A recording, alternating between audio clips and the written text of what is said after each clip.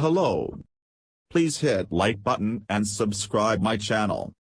Also press bell icon for future video notifications. Thanks.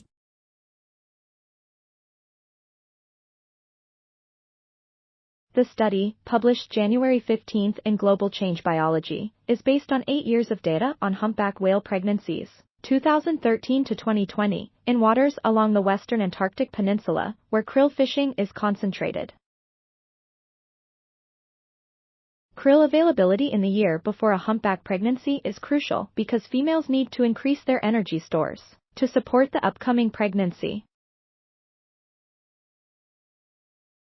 In 2017, after a year in which krill were abundant, 86% of the humpback females sampled were pregnant. But in 2020, following a year in which krill were less plentiful, only 29% of humpback females were pregnant. Lead author Logan Pallin, a postdoctoral researcher in the Ocean Sciences Department at UC Santa Cruz, said the study demonstrates for the first time the link between population growth and krill availability in Antarctic whales. This is significant because until now, it was thought that krill were essentially an unlimited food source for whales in the Antarctic, said Pallin, who earned his Ph.D. in ecology and evolutionary biology at UCSC while working on this study. Continued warming and increased fishing along the Western Antarctic Peninsula, which continue to reduce krill stocks, will likely impact this humpback whale population and other krill predators in the region.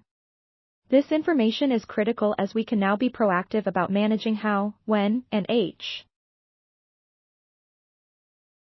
In years of poor krill recruitment, we should not compound this by removing krill from critical foraging areas for baleen whales. Co-author Ari Friedlander, professor of ocean sciences at UC Santa Cruz, said the Western Antarctic Peninsula is experiencing some of the fastest climatic warming of a winter. Air temperatures have risen significantly since the 1950s, and the annual sea ice extent is, on average, 80 days shorter than 4 decades ago.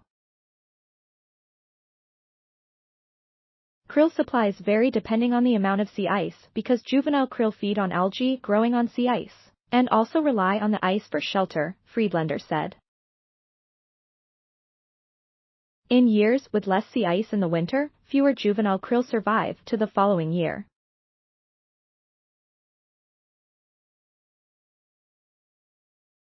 The impacts of climate change and likely the krill fishery are contributing to a decrease in humpback whale reproductive rates in years with less krill available for whales. Co-author Chris Johnson, the global lead of the Worldwide Fund for Nature's Protecting Whales Dolphins Initiative, said this. Krill are not an inexhaustible resource, and there is a growing overlap between industrial krill fishing and whales feeding at the same time, Johnson said. Humpback whales feed in the Antarctic for a handful of months a year to fuel their annual energetic needs for migration that spans thousands of kilometers. We need to tread carefully and protect this unique part of the world, which will benefit whales across their entire range.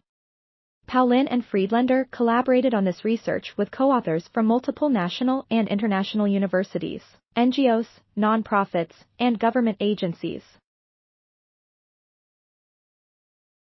This work was supported in part by the National Science Foundation, National Geographic Society, and Marine Mammal Commission.